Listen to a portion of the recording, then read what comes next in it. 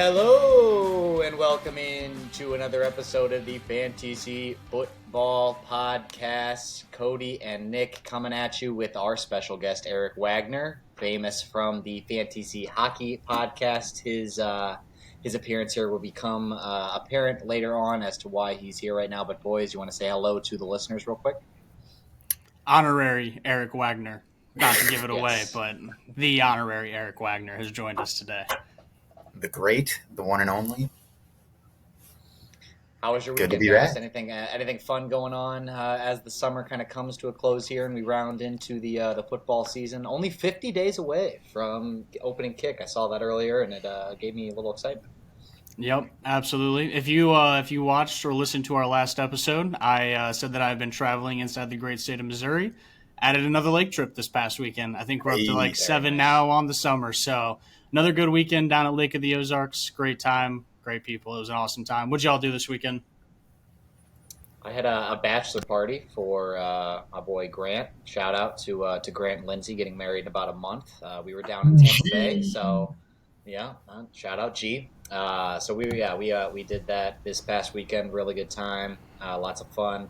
Eric, anything fun for you this past weekend?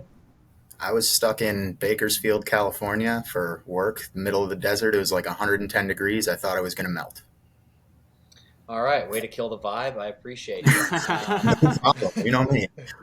Before we jump into the news, we are doing a QB rankings battle today. Kody and I have done some preliminary rankings, and I went through and picked out some guys that we had what I figured were somewhat major disagreements on, and we're going to make some arguments on both sides. Just Eric's stuff gonna that be Nick's our wrong arbiter. on.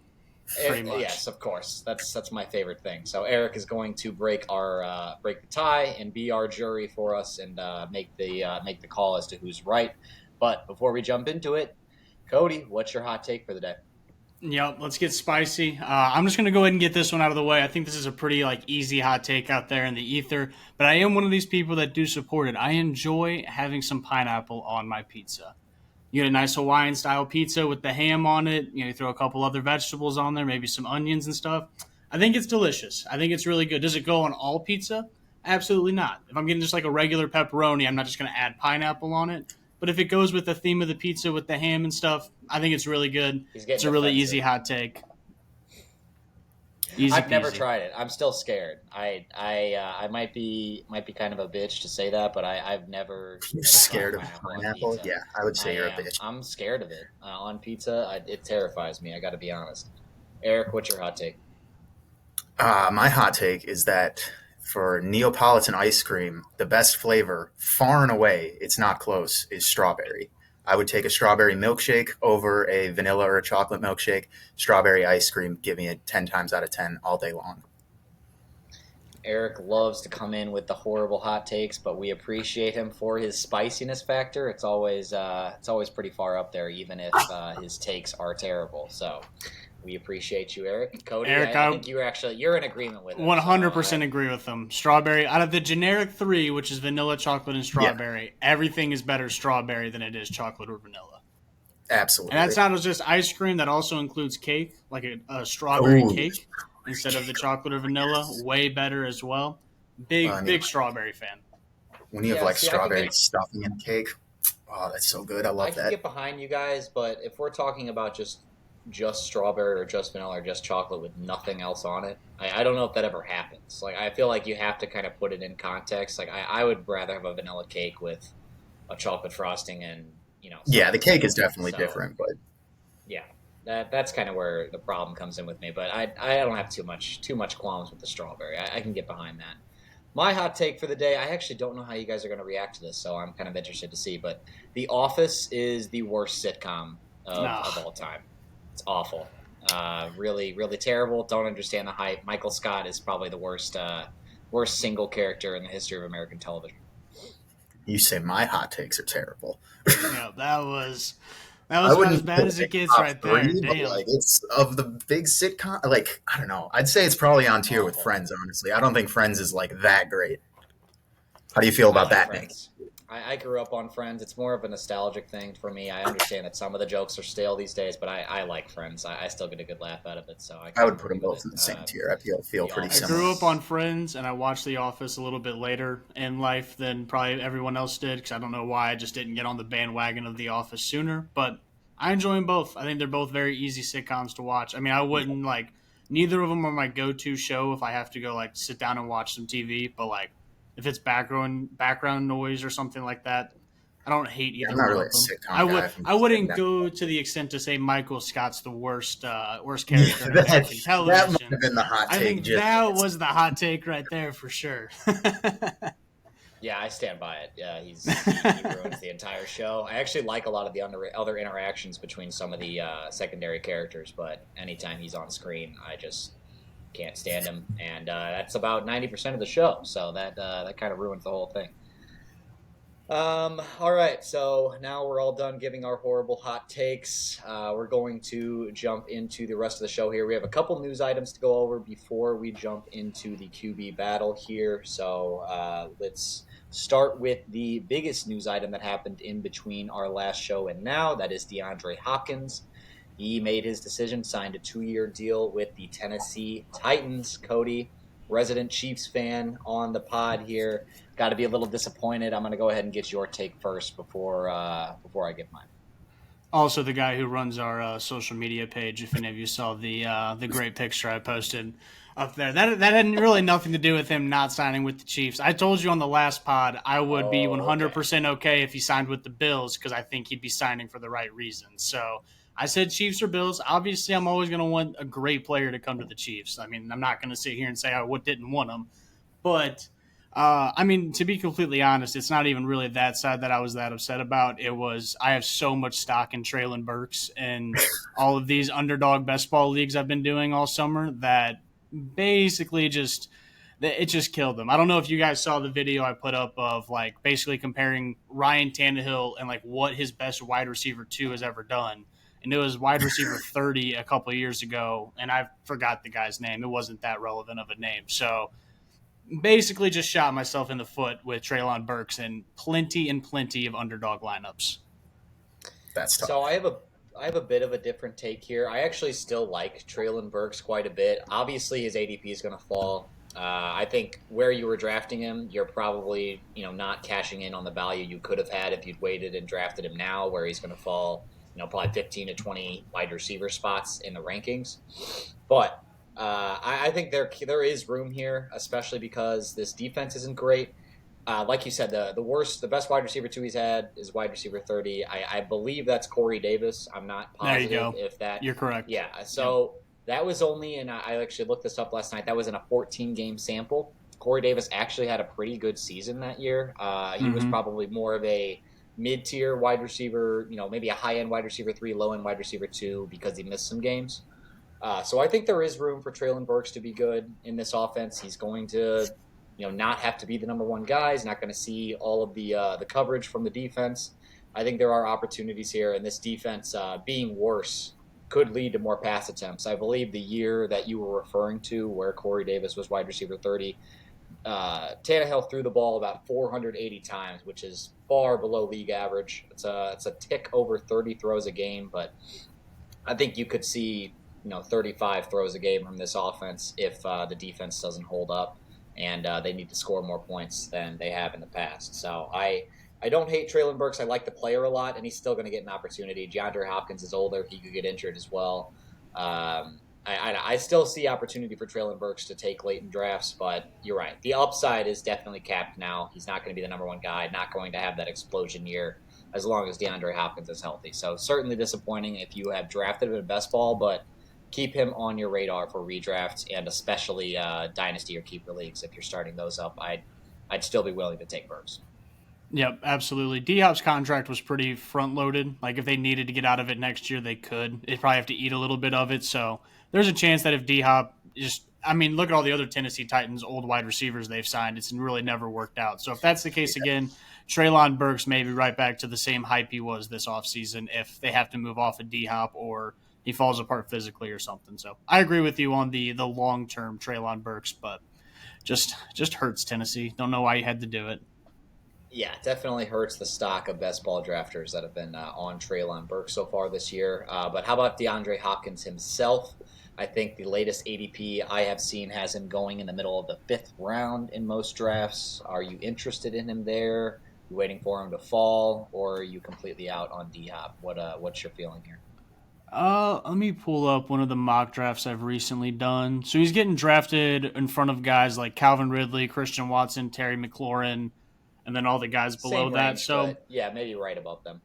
where that's at, I don't really mind taking the shot on D Hop. I did hear a stat the other day that I think he's over the age of 30, and there's only been a low amount of wide receivers that have produced a wide receiver one season over the age of 30. So you're probably not getting the D Hop of old that can carry your team, but if he's your wide receiver too in fantasy football, I think there's going to be a lot of weeks you're pretty happy with that. I'm okay with him. I think, as we will get into as this offseason goes on, my philosophy is going to be taking wide receivers early and running backs in the mid rounds because I like a lot of those guys. So I don't think I'm going to end up with a ton of D Hop on my teams. I don't hate him. I just don't see the crazy upside that he might have had in Arizona offenses and Houston offenses in the past. And I also see some downside because, like you said, he's 31. He has been injured the past couple years, and all of those things are only going to mount as we go here. So, and he obviously has a very talented first round capital wide receiver behind him that, if he emerges, could end up being a 1A, 1B situation in an offense that doesn't throw that much to begin with. So, I don't see a ton of high end potential here. I think he could be a solid pick as a wide receiver, too. I think he's a good bet to beat his ADP. I just don't know if he's going to win your league for you. And in those middle rounds, I'm looking for guys that can really separate and end up taking big steps that help me win leagues. So I don't think I'm gonna have a ton of them. I don't hate him where he's going right now. Maybe if he falls into the sixth or seventh round in a draft, I'd probably look his way. Yep. All right, next piece of news here. This one flew under the radar a little bit because it happened pretty much. I don't know if it was the same day as DeAndre Hopkins, but it might have been. It was either the day before or the day after. Joe Mixon, he restructured his contract with the Bengals. So this is a big signal that he will be with Cincinnati this year. Looks like they are going into the year with him as their guy.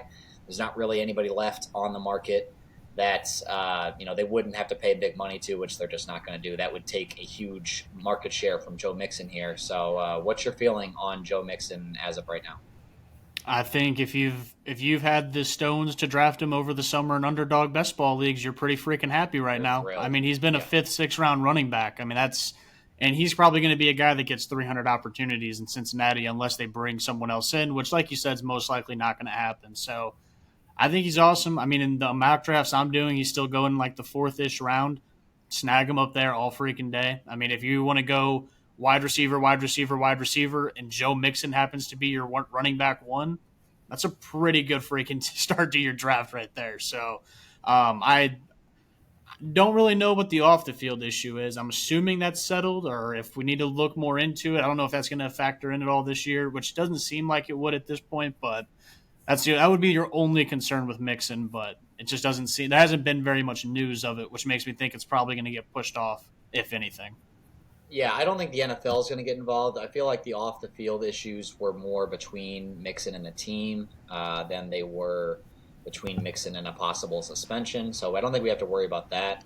I absolutely love him where he's going right now. I think until his ADP creeps up into the top of the third, low end of the second round, then at that point I think you're about on value with Joe Mixon. But until then, if you can get him in the mid third, late third, early fourth, take him all day long. I am just fine with him as my RB1. And even if you go RB early and get him as your RB2, he's a great candidate to bounce back. Like you said, he's going to get 300 touches in a great offense. His floor to me without getting injured is probably RB 12, 13, and his ceiling is legitimately a top five running back, maybe even top three. So, yeah, where he's going right now is an absolute steal.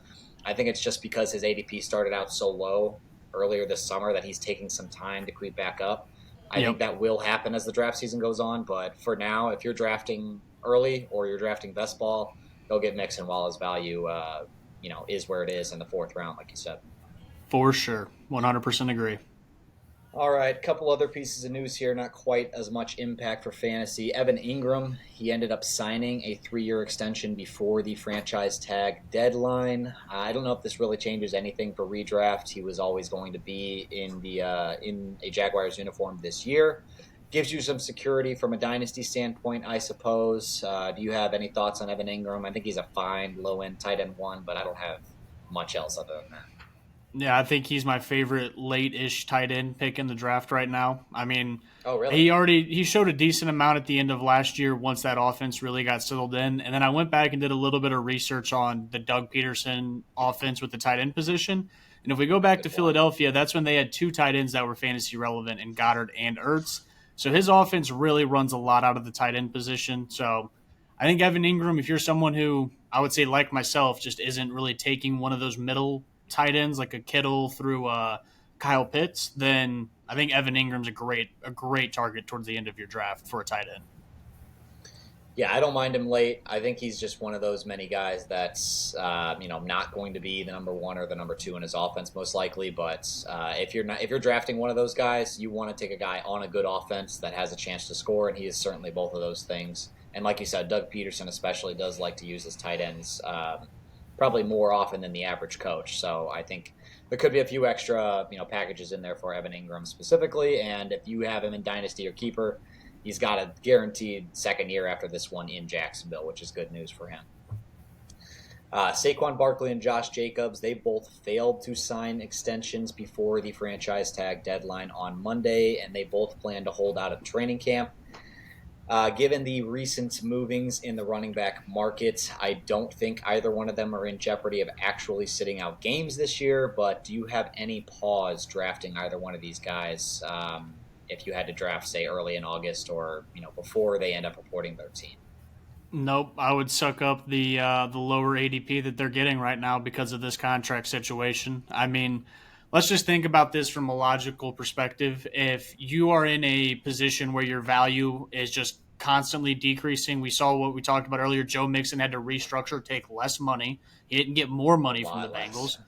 Yeah, exactly. So why in the world would you give up $10 to $11 million from this franchise tag, sit out a year to potentially go get a 2 to 3 year deal from another team a year later? It's just the way that money works, that makes no sense. Also, I like Josh Jacobs. I think I understand a little bit more. He was a later first round pick, so he's made a little less than Saquon. Saquon's like already the third highest paid active running back in the NFL for his career. So he's already made a lot of money being the number 2 pick in the draft. So for me, it just makes no sense for these guys to threaten it. You're not giving up the $11 million, especially when your positional value could be even less than it is, next year, which is, a very big possibility. Seems likely. So, yeah, I would draft these guys with no issue. I have Saquon in our dynasty league. I mean, I've tried to trade him just because I want to try and accumulate some picks and make some different moves in our league. But a couple of guys I've talked to are just worried about his contract. And I'm like, guys, they're not giving up $11 million to sign for $10, $15 million the following year. Like, that's not going to be the case. No, it's not. They're both going to play this year for their teams, and they have watched the fellow running backs that they have tried to leverage their situations for better contracts, and it has not worked out for basically any of them. So, like you said, I wouldn't be worried about it. I'd draft them both where you would, assuming they're going to play this year, and you don't need to worry about either one of them in terms of missing games this year. But maybe from a dynasty perspective, if you can get something akin to what they would get before this contract situation played out, you can maybe move them in that case. But other than that, I think you're drafting Saquon and Josh Jacobs just like you would have otherwise. Yep, I completely agree. We ready to move on into it? Let's Judge Eric? go eat. Let's do it.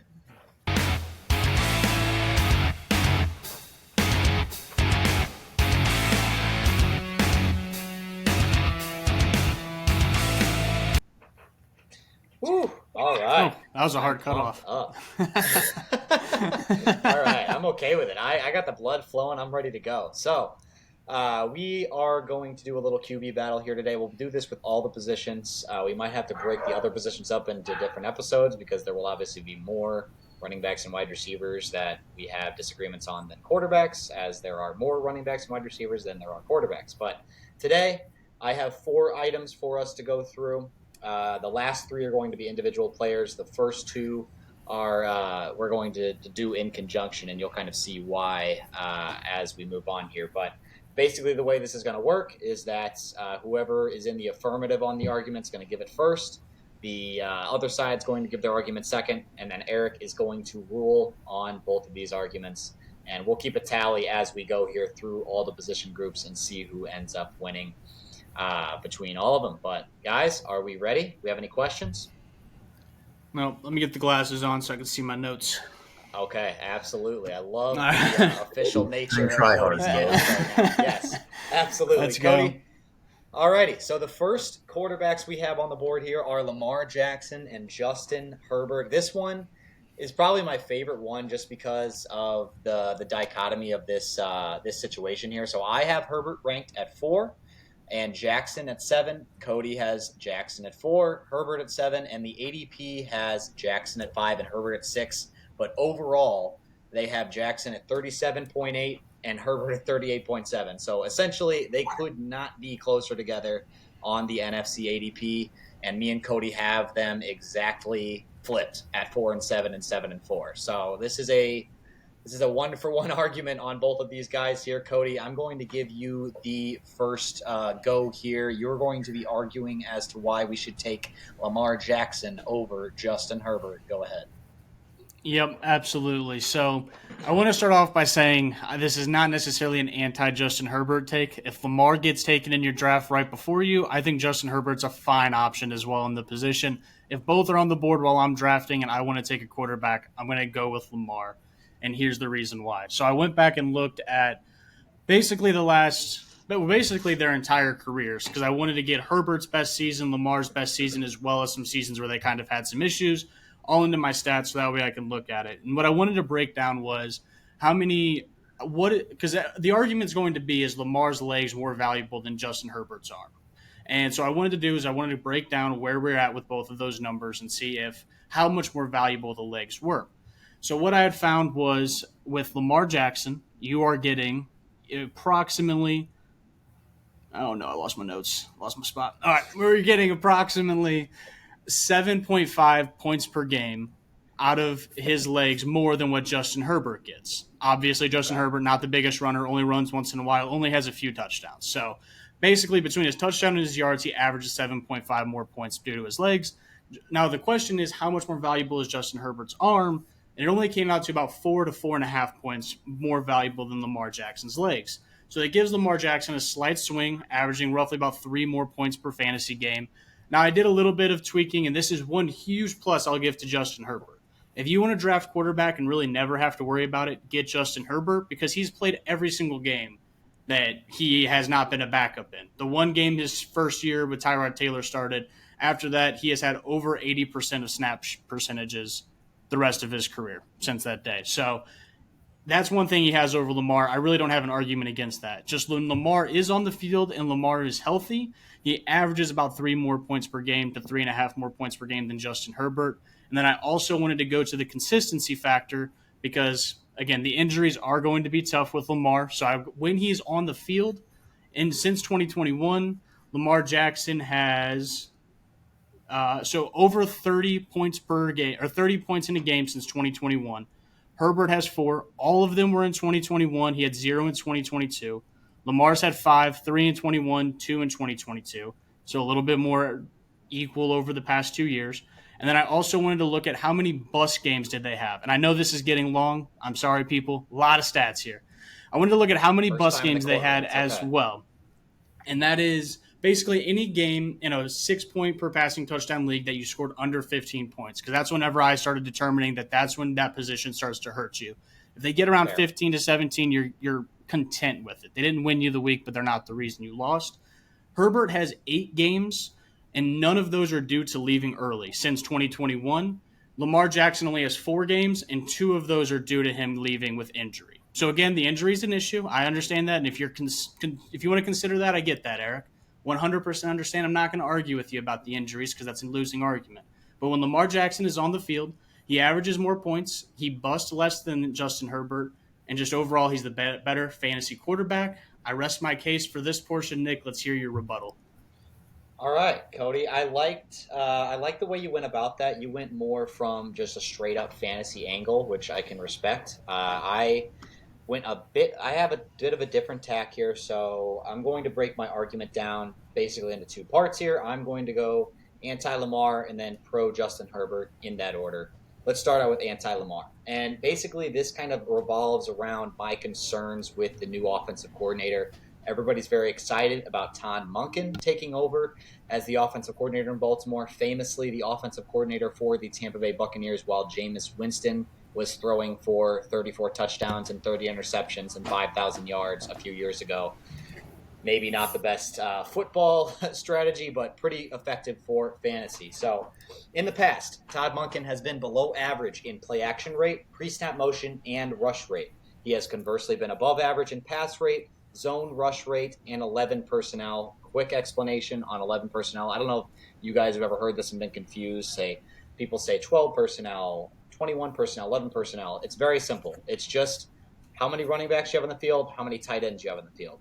11 personnel, you have one running back, one tight end. That means you have 3 wide receivers because you're always going to have 5 total of those 3 position groups. Okay, quick explanation there. So essentially, what you're going to see with Todd Monken, unless he completely changes his offensive philosophy, which is not something we expect him to do, you're going to see 3 wide receivers on the field quite a bit with 1 running back and 1 tight end. This is not what the Baltimore Ravens have been about while Lamar Jackson has been in town. They've been very heavy 12 personnel, which means they have 2 tight ends, and they run more of a traditional NFL-style offense where you are running a lot of play action. You are running through, the running game is where you start, and then you build the passing game off of that. This is a little bit of the opposite. You're kind of building the quick passing game and then using the running game off of that quick passing game. I think this is just a major adjustment for Lamar Jackson. So I think this is a home run swing if you're taking Lamar Jackson where he's going right now, in this about the exact same spot as Justin Herbert, early 4th round, late 3rd in some drafts. So if you are about absolutely swinging for the fences in this case, you go for Lamar Jackson because I think he's got very high potential, but I have concerns that this type of offense may take him a little bit to adjust to. He's basically completely changing everything that he's done, and when he was successful a few years ago, we saw him in more of this traditional style Greg Roman offense where he's running a lot of play action. He's running some one-cut reads as a runner, and he is basically making 1 or 2 reads and then running the ball if it's not there. This type of offense that he's running now is going to ask him to make quick reads, progress through 1, 2, maybe 3 receivers, and that's not something that he's done a ton of in his NFL career. So I do have concerns it's going to take him time to adjust to this offensive system. All right, moving on to pro Justin Herbert. Offensive coordinator Kellen Moore is now in town for the Los Angeles Chargers. Joe Lombardi, who was there last year, is out. Kellen Moore has ranked so far in his career in net yards per attempt, which is basically just yards per attempt, including sack yardage. So it's just all dropbacks. How good did you do, compared to the rest of the NFL? Kellen Moore has ranked first, 22nd the year Dak Prescott shattered his leg in Week 4, 4th and 9th in net yards per attempt. So all top 10, except the 1 year where he lost his starting quarterback in Week 4. Drafting Quentin Johnston gives Justin Herbert another weapon and signals the Chargers are hoping to push the ball downfield more often, which has been a big concern of a lot of Chargers fans and basically anybody commenting on the Chargers offense to this point. Joe Lombardi, obviously with Austin Eckler in town, has really been about quick passing game, kind of keeping things underneath, more efficient throws, but not necessarily getting those big plays out of them. Last year, I think that had a lot to do with both their tackles getting injured and Justin Herbert breaking his ribs in Week 3. They kind of had to get the ball out of his hands very quickly, so that could have played into it, but he's healthy going into the year, so are both of his tackles. Herbert in his career has been the QB7, QB2, and QB15. That was obviously last year in points per game. I see 1 year that sticks out as a sore thumb as an outlier. Obviously the QB7 year where he was a rookie, so I don't think that can be a knock against him. The QB2 year, all his guys stayed healthy. He was amazing. And I think as long as we see that again, we're going to see something closer to that QB2 year than we saw last year with obviously the injury to Herbert himself, the injury to both his tackles, the injuries to Mike Williams and Keenan Allen. And that is why I am taking Justin Herbert as the quarterback 4 off the board. Eric, who do Can you I side can I with? make one more little rebuttal? Oh, please go Yeah. ahead. Oh yeah, we're not done here Getting yet. real legal with it today, boys. First, I want to talk about good old Todd Monken because I highly doubt that the Ravens are just giving him the full run of the offense and they're going to make their 5-year quarterback completely work around their new OC. I'm sure he's probably working more around Lamar than Lamar's working around him. So Eric, keep that in mind. Keep that in mind. Lamar's been there 5 years. I And did the know other that. thing I would like to throw out there is I know There's going to everyone's be A and excited B. about for your sake next year, everyone's yes. excited about Kellen Moore and how his offense is going to look in Los Angeles. Just want to remind everyone he did have the ninth highest rushing percentage in the NFL last year at 47.3%. Chargers were 31st in the league at 34.9. So they were already throwing the ball a whole bunch. Now, obviously, the injuries are a thing, but it's not like he's going to give more passing opportunities or they're going to throw the ball more than they did last year. You're just hoping that his touchdown rate goes up, which is, you would like to think that it will. You'd like to think his receivers stay healthy, but if we're being honest, no one can call that. I think if we're looking at the historical average data, Lamar's legs when he is out there are more consistent than Justin Herbert throwing touchdown passes. That's fair. I would argue that Baltimore, with their offseason moves, has signaled that they are going to use a lot of 11 personnel, though. They paid Odell Beckham Jr. big money for whatever reason. They drafted Zay Flowers in the first round. They have Rashad Bateman, who was a recent first-round pick. I don't believe that they are planning on sitting one of these 3 guys on most downs. I think they're going to have them out there 70% of the time. And again, that is what Todd Monken has done in his career to this point. I think if you wanted a different style of offense, you would have brought somebody else in that leaned more on that Greg Roman style offense that is heavily predicated on running the ball. Like you said, I don't think they're going to go full Jameis Winston. Obviously, that's not Lamar's game. They're going to work it in some cases, but I think that they are going to transition into that style of offense because that's clearly the signal they have given with their moves and the choice that they made at offensive coordinator. And then you are right, the Cowboys had a much higher rush rate than the Chargers did last year. But again, I think the Chargers were forced into that situation when their offensive line got beat up. And a lot of those short throws to Austin Eckler are kind of extensions of the run game in LA. Yeah. He's basically getting dump offs, 1 or 2 seconds after the snap because the line was struggling so hard. I think, if you turn some of those balls into runs, you're talking about not much off of Justin Herbert's back, and you're looking at a higher yards per attempt and But more efficient you also offense take overall. away the receiving touchdowns to Eckler. You could. But Austin Eckler had 5 receiving touchdowns last year and 13 rushing touchdowns. So I think if you take away 2 receiving touchdowns off of Justin Herbert, I thought he was more than Austin Eckler's rushing, maybe that makes a difference. But I think you could see that 13 number come back to earth a little bit too and offset any difference you have there. So my last point, just on the last point you made, is if we're going to take a look at Austin Eckler's dump down passes he gets, we got to count up all of Zeke and Tony Pollard's as well, because that probably puts the Cowboys at damn near 60% of their offense being extensions of the run play. So if we're going to count that against Austin Eckler, should also counter, with the Cowboys as well. So that is going to be my final statement. Nick, do you have anything else you'd like to throw out there for Eric? Well, I think my last point would be on your end point there, as far as Zeke and Pollard being a big part of the rushing game. I think Pollard his receiving game was more designed into the offense. You're looking at screens on the outside with blockers in front of him, not just dump off passes because the first 2 reads didn't, follow through or the offensive line broke down immediately. I think those Pollard targets were actually built into the offense. Those type of plays have a much higher efficiency rate when it comes to running back targets. And last year, especially, the Cowboys were dealing with CeeDee Lamb on the outside, who's a fantastic receiver, but not much else, and injured Michael Gallup. On the Chargers, you have Quentin Johnston, the first-round pick. You got Mike Williams healthy heading into the year, and you have Keenan Allen, the incredible slot wide receiver, as well as Gerald Everett in the tight end position. So a lot more weapons to work with, in my opinion. Let's hear what you have to say, Eric. You know, something Cody said actually made me lean away from Cody with this argument. When you said that the only game Justin Herbert didn't start and finish was the first game of his rookie year, I've been stung by my starting quarterback getting hurt way too many goddamn times in fantasy football to draft Lamar Jackson again. And I think that is the biggest reason I would probably go Herbert over Jackson.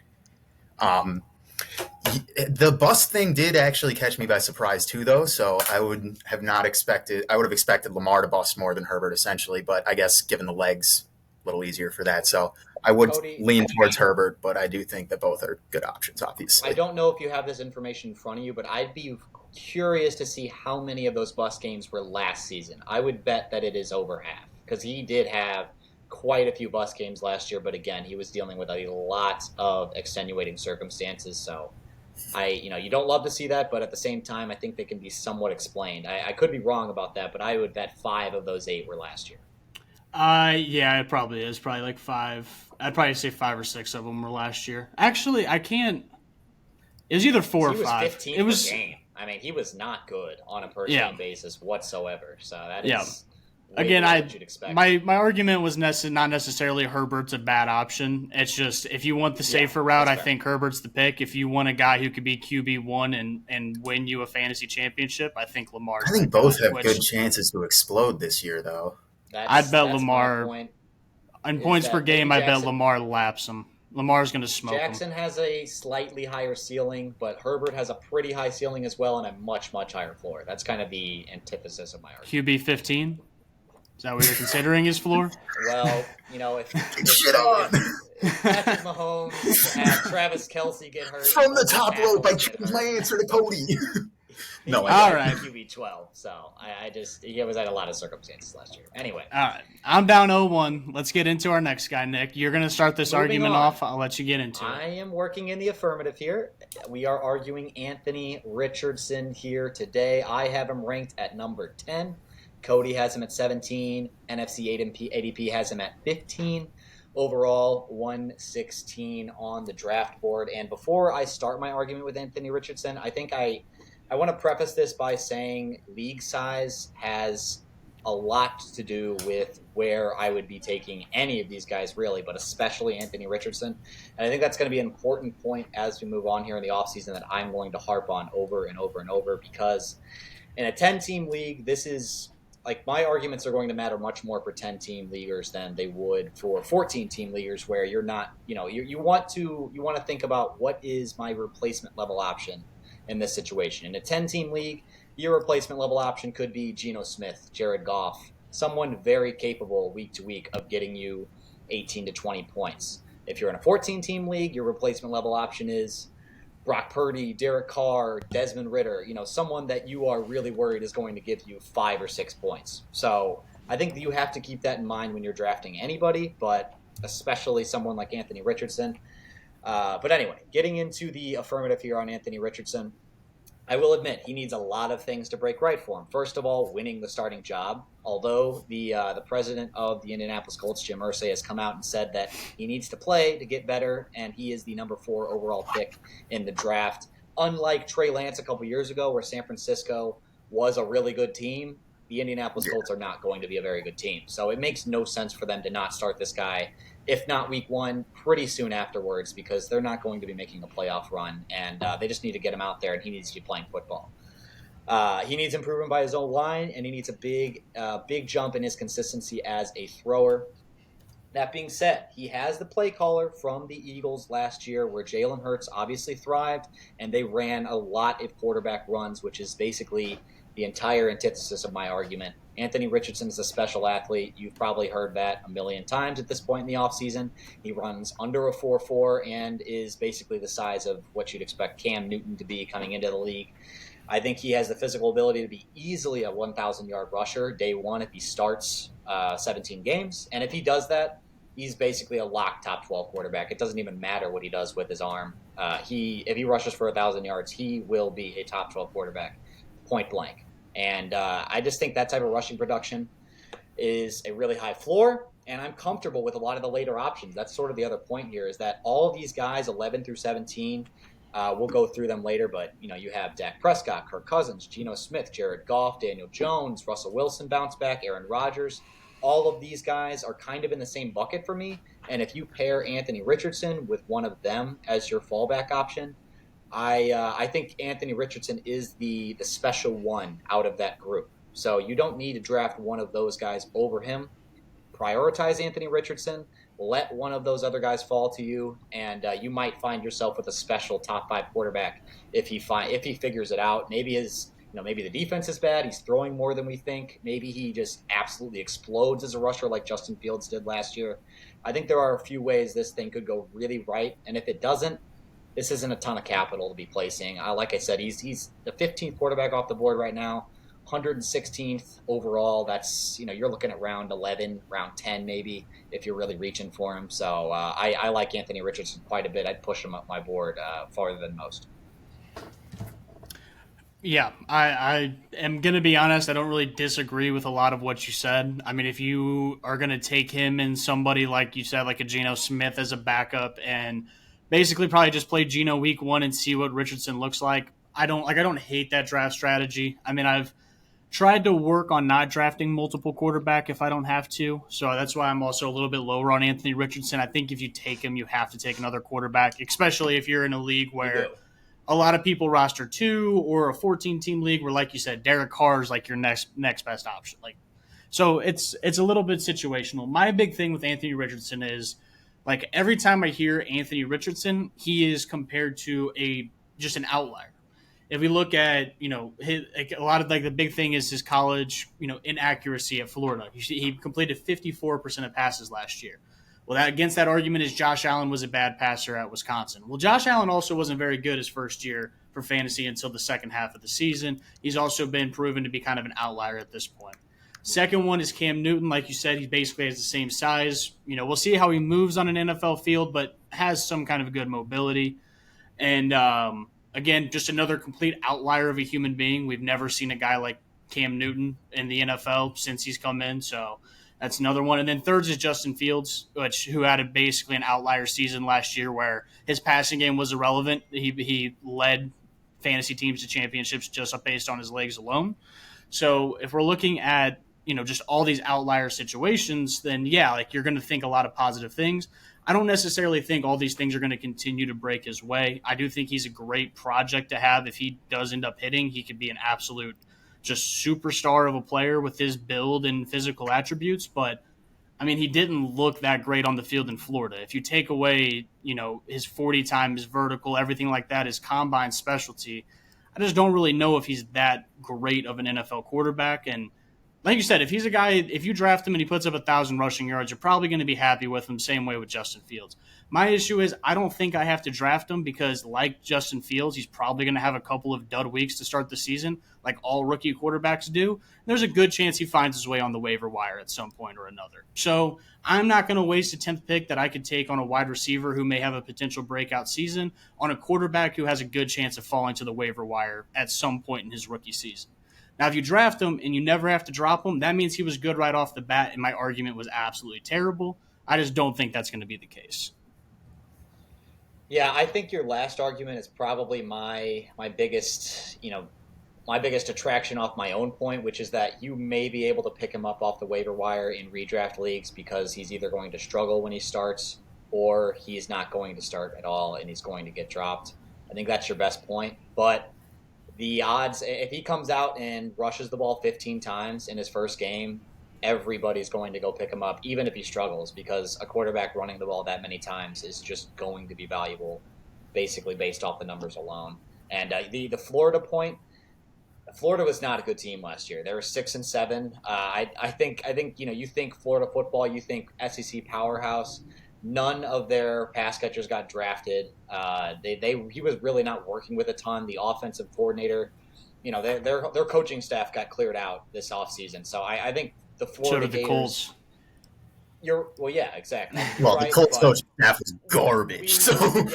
Yes. We like the offensive coordinator coming into Indianapolis this year as far as his tendency to use a rushing quarterback. So I think that point needs to be made as well. But I do like your last point there. I think there's a possibility you could get him on the waiver wire week 1, week 2, week 3. But if they come out and they're running him, 10 to 15 times a game, he's going to be a low-level starter at the very least, and he's not going to be available after that.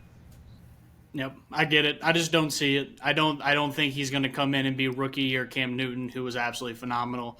I mean, if you look at rookie quarterbacks, I mean, like the average rookie quarterback puts up like 18 fantasy points per game, which is below average for the quarterback position or right at the average mark.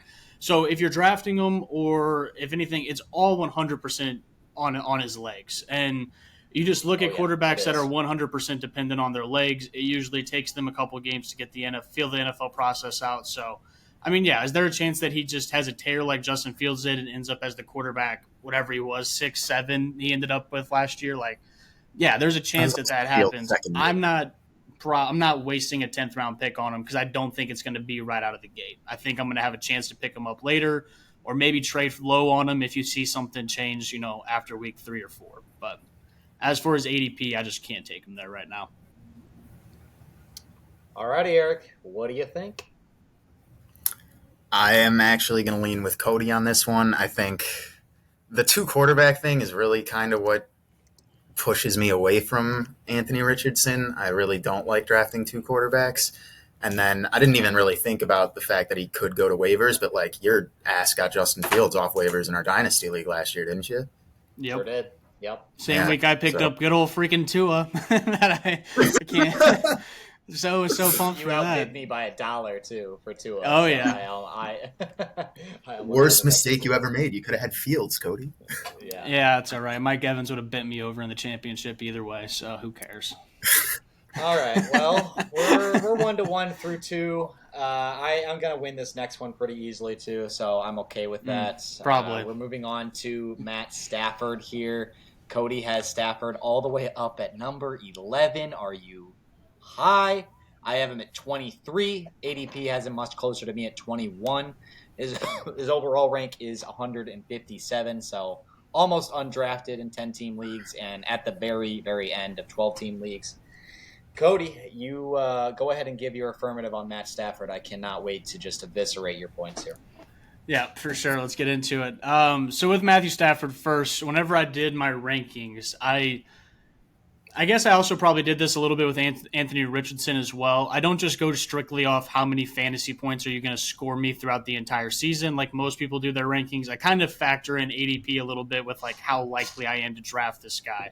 So that's kind of why Matthew Stafford's up there so high. Like if you're like, okay, so this is basically my biggest argument around Matthew Stafford. Like QB 11 is probably too high compared to every other ranking out there. But if you're going to consider drafting a guy like a Geno Smith, a Kirk Cousins, a Dak Prescott, like we've seen, I mean, Geno only has 1 year, but, history would tell us all these guys have somewhat of a limited ceiling. Just 2 years ago, actually, I guess Geno, you can consider this too, but Matthew Stafford finishes the QB 5 on the season. I know Geno was like 7 last year, so if you want to make that argument, you can.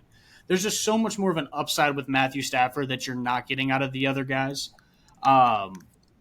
Let's see. So you finished as the overall QB5 in 2021. 10 weeks as a QB1 in that season. Only 2 games under 15 fantasy points. So you could start him every single week, and he didn't really cost you anything back then either, draft-wise. Cooper Kupp's back and healthy. If you think Sean McVay's a good coach, like I would say a lot of people do, I would say he's in that very upper echelon below Andy Reid and Bill Belichick, then he's going to be taking all this offseason negative narrative that they have about them and fueling his stars like Cooper Kupp, Matt Stafford, Aaron Donald. And ultimately, the opportunity cost is absolutely nothing. Matthew Stafford's the perfect quarterback to pair with an Anthony Richardson because you could probably hold Anthony Richardson for a couple weeks and keep throwing Stafford out there if you need to, because as long as the Rams offense is healthy, he's going to be a fine fantasy quarterback. So he currently goes undrafted in every mock I do besides when I draft him. So literally cost you nothing. And again, I think he has higher upside than the guys even like Daniel Jones. I don't think Daniel Jones has the true upside Matt Stafford does. Jared Goff, Geno Smith. Like if I'm betting on this year, I don't think Geno Smith's repeating as the QB7. And even I'd throw Kirk Cousins in there as well and Dak Dak Prescott this year also. I just don't think any of these guys are going to have the same upside potential that you're getting out of Matthew Stafford, and you can get him rounds and rounds later than you're using or that you're picking all these middling quarterbacks. All right. Not bad, Kody. Not bad. I'm going to start off with your first point that Matthew Stafford was the quarterback 5 2 years ago. You're right. He was the overall quarterback 5, but on points per game, he was quarterback 11. He played all 17 games. That benefited him in the total points category, but you're talking Did you about hear that, Eric? overall Healthy. quarterback 11 on points per game. And again, that is everything going right for Matthew Stafford 2 years ago, a team that won the Super Bowl. PFF ranks the Rams offensive line 28th going into this year. That was obviously a giant problem for them last year. They did not do too much to address that coming into this year. Their projected starting wide receivers are Cooper Kupp, obviously fantastic, Van Jefferson, and Ben Skoranek. That does not sound great to me. I was actually very below average offensive line, and even with Cooper Kupp in the fold, I think even a Rams optimist would say an average wide receiver core. I would probably say a below average wide receiver core. I don't think Van Jefferson. I think he is the only one you could say maybe he can be a part of a top 3 in the NFL, but Ben Skoranek should be a special teamer / fill-in type of guy, not somebody projected to be in your top 3 of your wide receiver core. Health's a major concern for Stafford. We saw it happen last year. He had the major back injury. That's been kind of a theme for him as his career has gone on here. And he turned 35 this summer. So that's not something that's going to just go away, especially if he gets hit around a lot behind a weak offensive line. He's not mobile. And, I think he's going to see, unless, he's getting the ball just out of his hands immediately where, the defenses are going to be expecting something like that. This is just not a great situation for a guy that is just a pure pocket passer without much mobility. Mike Clay did some really useful roster rankings for ESPN. He threw those out a couple weeks ago, so I'm going to give a shout out to him. But the Rams roster is ranked as 31st in talent heading into this year. I think the only arguments you have for Matthew Stafford are extreme volume and the offensive line taking a step forward. I see Stafford, and I think his high end is like it was 2 years ago. It's the 11th best quarterback on points per game. Maybe 4 of the top 10 quarterbacks get hurt, and he gets pushed up to QB6 overall on points if he stays healthy all 17 games. But I'd much rather take my shot on basically any of those guys you listed: Kirk Cousins, Dak Prescott, Jared Goff, even Aaron Rodgers, Russell Wilson. Give me any of them, because I think their teams have a much higher ceiling, and therefore they have much higher ceilings as fantasy quarterbacks. Okay. My only rebuttal to that is any kind of off-season rankings are just people putting their opinion out there, which is nothing more than just opinions. Where were the Eagles ranked last year compared to the Buccaneers and the Packers? Where were the Lions ranked last year? The Seahawks, because they had Geno Smith. Like, off-season rankings are really just what people think about teams and what they're projecting for the upcoming year. Doesn't mean they're going to be 100% correct. So while I do think that there's some merit to that, Mike Clay's obviously been in the business a long time and everything, 100% get it. It's still just, it's his opinion. He's not putting facts up there that the Rams are going to be, that they are the 30th or 31st ranked team. It's what he believes is going to happen. So that's one argument I would say that, I understand that the rankings look bad. That's fair, but I think moving from 31st to 10th is pretty much not something you're going to do. I think you can argue that if you have a team at 14, could they move to 6 or 7? Sure, based on some improvements from somebody that's unexpected. But I think when you are looking at that kind of outlier, same with the offensive line, 28th best offensive line in the NFL. I think best case scenario, I think if you ask Sean McVay right now, you have an average offensive line for this year, he would take that and run with it.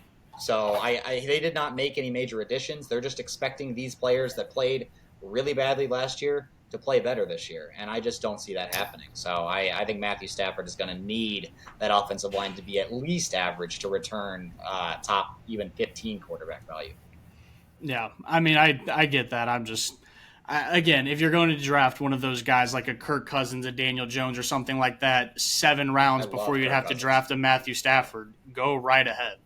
That's fine with me. I'll wait and I'll get their equivalent at the end of the draft or pick them up right after the draft ends. I'm not going to waste draft capital on a guy that has the same potential as all the other guys you're drafting at the middle-ish of the draft.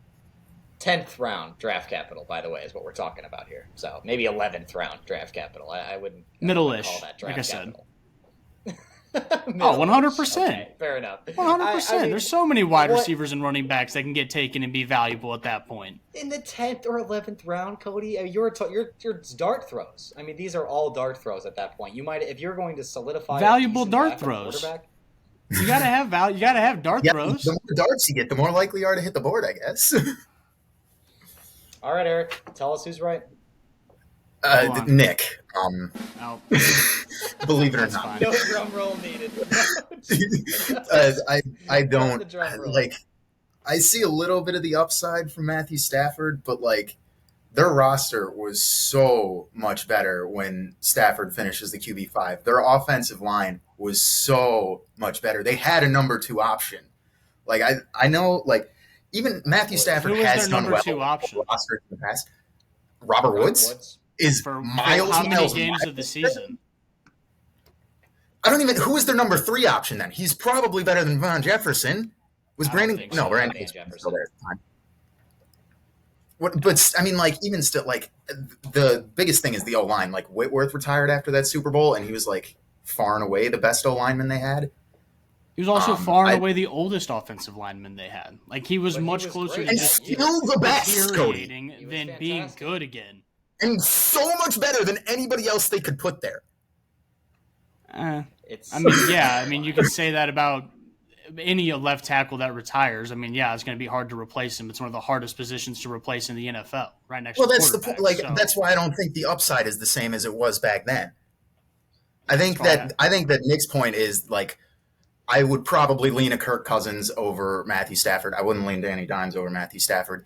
I think that like I would take Matthew Stafford very, very late in the draft, but I just don't think you really understand how rankings worked. He wouldn't be the 11th quarterback I take. I admitted that. I don't know. I told you that before I made the argument that it was ADP was. But you factored have him into. ranked as the 11th quarterback. Yes, because he would be the 11th quarterback I draft. I wouldn't waste a 10th round, 9th round pick on Kirk fucking Cousins, who's going to hit the waiver wire in fucking week 3 because he has 2. I would actually take poor probably the guy performances. we're going to talk about next over Matthew Stafford. Same. Oh, So my would I, God. Obviously.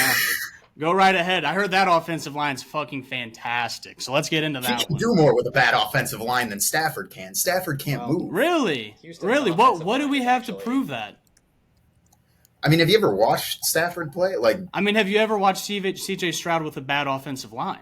You haven't because he's had a top 5 offensive line every year in college. but all right, but Justin Fields also did that. Went to a garbage offensive line and could figure out how to get out of there. I'm saying I have a lot CJ more Stroud's faith. that nowhere CJ near Stroud the runner can make Justin stuff happen Fields when is. plays break down than Stafford can. I He's mobile, still though. completely disagree with that. CJ Stroud's All right, we're not getting off the mobile, rails a little nowhere bit. near mobile let's, enough. Let's transition into our next player so we can properly introduce my man, CJ Stroud, who I will be arguing in the affirmative, so I'm going to go first here, all right? So, CJ Stroud, I have him 19th, not asking a ton here. This is just, again, kind of a late dart throw that I would take over a guy like an old Matthew Stafford. Cody has him unranked. We only went to 24, to be fair, so I don't know where he'd have him ranked if we, did it all the way to 32. But anyway, so he has him below 24. I have him at 19. NFC ADP agrees with Cody. They have him at 26. Overall, 193.4. So basically undrafted in just about any league you're going to do a redraft in. I like CJ Stroud as a player a lot. This is more about my just scouting opinion on CJ Stroud, or what you want to call it. I like him as a thrower of the football. I think he's pretty advanced. He was the number 2 overall pick in the draft. He reminds me a lot of Justin Herbert as a prospect, and we all saw how that went for Justin Herbert his rookie year. Obviously, Herbert had a much better situation that he walked into with Keenan Allen, with Mike Williams, with that Chargers offense already set up, but he finished as the QB7 in points per game, as we talked about earlier. We're not asking CJ Stroud to finish as the QB7 in points per game. We're asking him to get into say the top 15 to return value easily on where he's going in ADP right now. Houston has the 7th easiest strength of schedule according to Vegas win totals. That is a point in his favor, easy division, and they get some easy matchups because they were the last place team in their division as well. They get matched up against other last place teams in their divisions for their extra games. Houston's going to need one of their young receivers to emerge as a legitimate option. To their credit, they do have a lot of options. They're not all great options, but they do have a few guys that I think have the potential to emerge as a legitimate threat. John Mechie is going to be coming back from his cancer treatment last year. He was a second-round pick. Nico Collins has been hanging around that roster for a couple years. He has not had the quarterback play to properly display his talents. Tank Dell, another early-round pick that they made this year.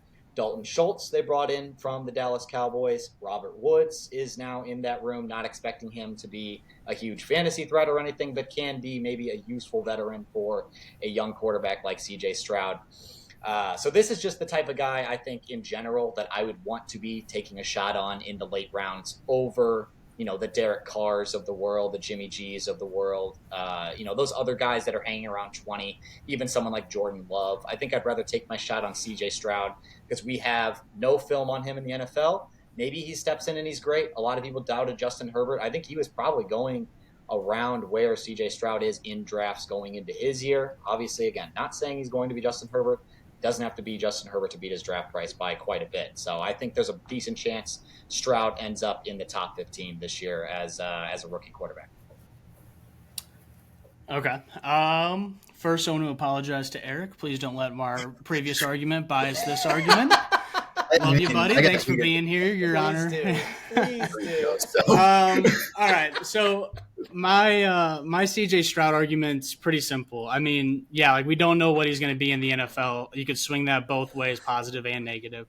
Basically, I just wanted to go look at what, basically what Nick said is that he's mobile. Well, he doesn't really prove to be very mobile. He had less than 10 yards rushing per game last season with Ohio State. So he's not really proven to be an extremely mobile quarterback where Justin Fields was running around quite a bit more. Like I already yelled at Eric previously, the Ohio State Buckeyes have had a top 5 offensive line every year that he's been there. The Houston Texans finished last year, I believe, at 19th overall, and they did add some ahead of the Rams. Hey, that's fine. We're not talking about the Rams anymore. Hey, that's an average offensive line. Yeah, absolutely. That's what you want your rookie quarterback to be behind. But let's talk about the weapons.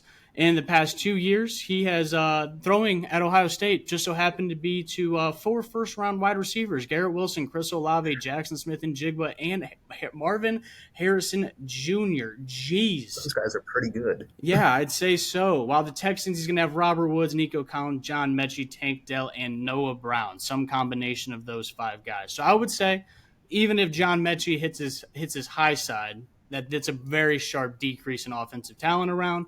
Offensive line talent's going to be around. We're also talking about the NFL, not college football, and some of the weaker defenses that he does play throughout college football that kind of help pad those stats. As he struggled against Michigan the first time or I guess they only played once. He struggled against Michigan, didn't play at his best. He did redeem himself later in the season in the playoff game against Georgia. He played phenomenal. If that's what Nick's basing his movement off of, I totally get it, because I think he moved more in that game than he probably did the entire season beforehand. And then my last argument. Football. What's that? Against the best defense in college football.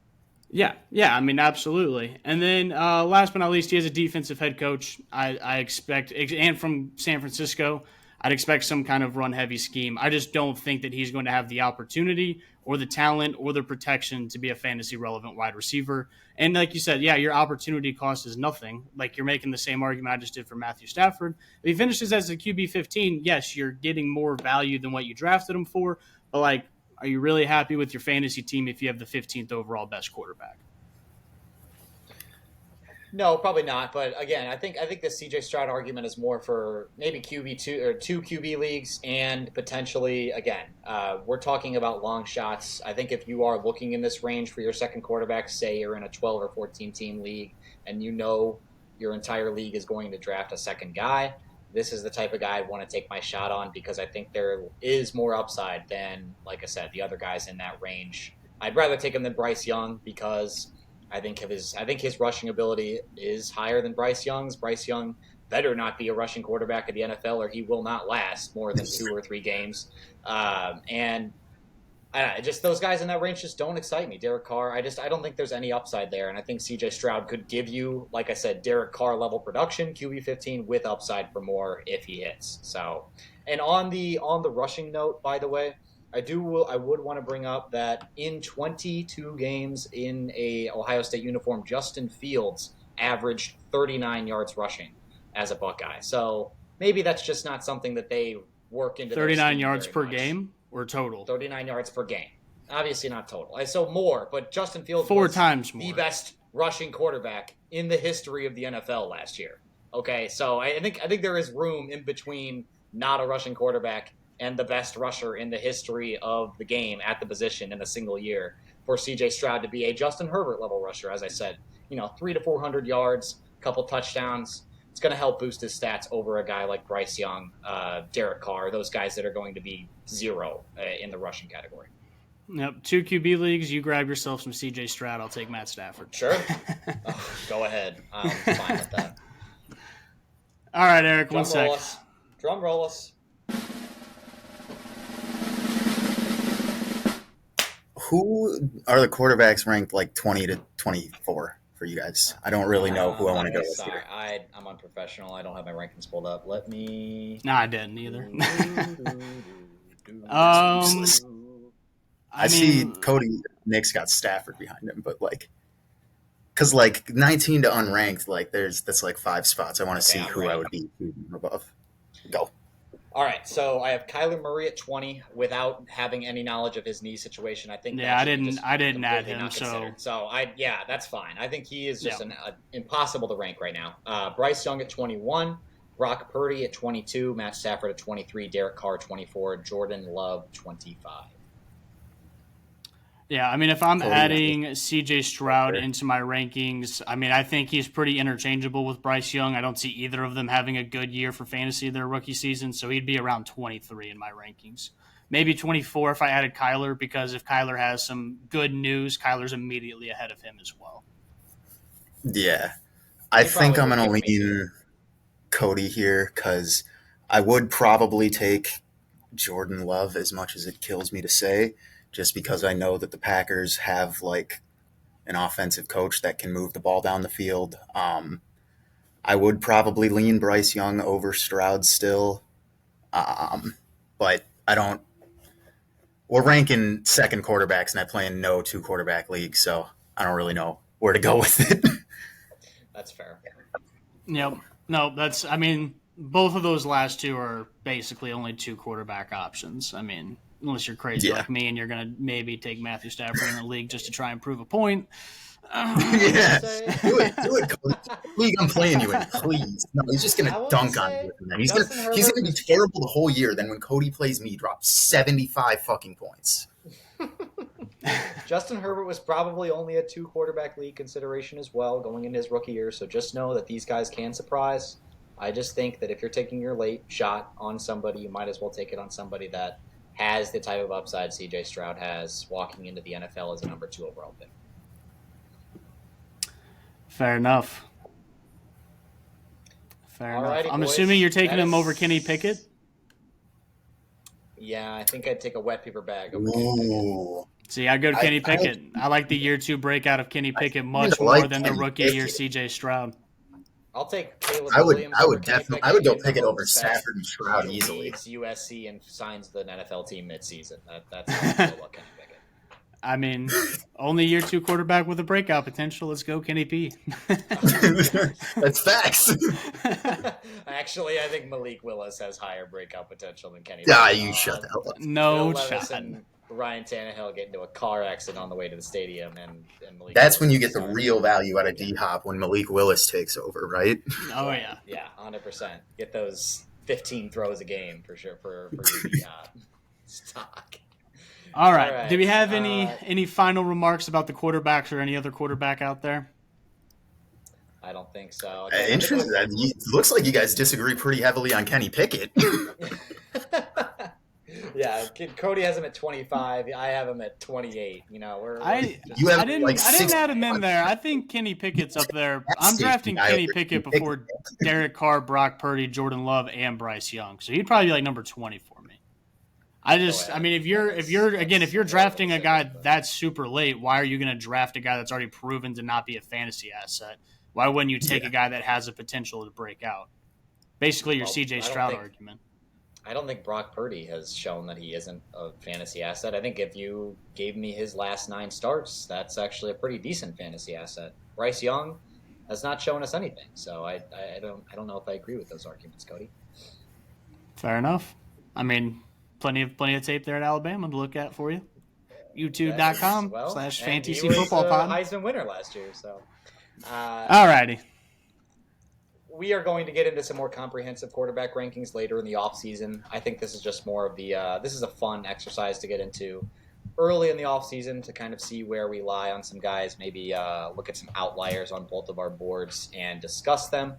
But again, this board is going to change quite a bit in between now and draft season in about a month. So this is not something that we are setting in stone just yet. Keep that in mind as you move on. We're going to have to see how news unfolds. Obviously, these younger guys are going to be the ones that are going to be moving a lot more than the veterans, just because, camp reports actually mean something for a guy like Anthony Richardson, where, we're not really worried about how Justin Herbert looks in camp. I think we just kind of know he's pretty good. So, do you guys have anything else you want to add on the quarterbacks here, or are we ready to get out of here? Nope. All right. Let's peace on out of here. Like, comment, subscribe on the video and the podcast and all the other stuff. Peace out, everybody. Peace. Peace.